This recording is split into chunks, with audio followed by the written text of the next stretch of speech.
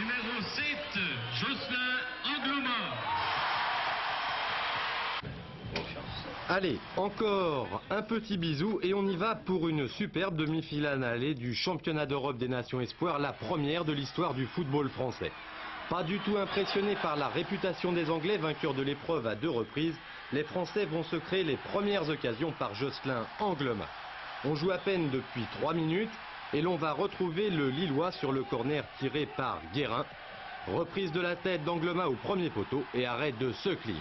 Les Français dominent et à la 17e minute, c'est le Bordelais Alain Roche qui sur coup franc tire de peu à côté du but anglais. C'est parti très fort pour les jeunes bleus que l'on retrouve 5 minutes plus tard. Récupération sur un très long dégagement anglais. Un 1-2 parfait entre Angloma et Stéphane Paille. Et premier but de la partie pour les Français marqué par Jocelyn Angloma.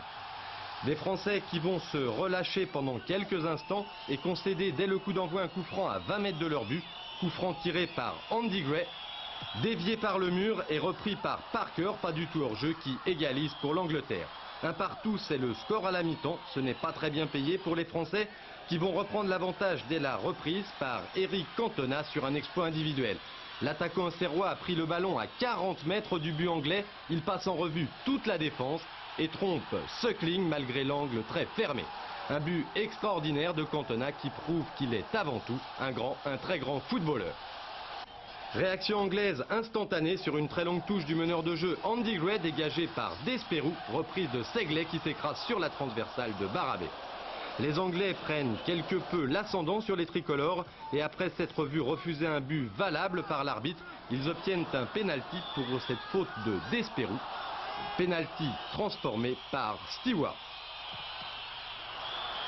2-2, il reste 15 minutes à jouer. C'est là que l'on va retrouver l'équipe de France Espoir des tours précédents, celle capable de faire à tout instant la différence. 77e minute, centre d'Angloma, déviation de Paille et reprise de Degon. La France reprend l'avantage, 3-2. Et ce n'est pas fini, le plus beau est encore à venir. Il reste 8 minutes à jouer lorsque les Français vont chercher le ballon dans les pieds anglais, grâce ici à Stéphane Paille. Talonnade instantanée de Cantona pour le même Paille qui ne laisse aucune chance à Suckling.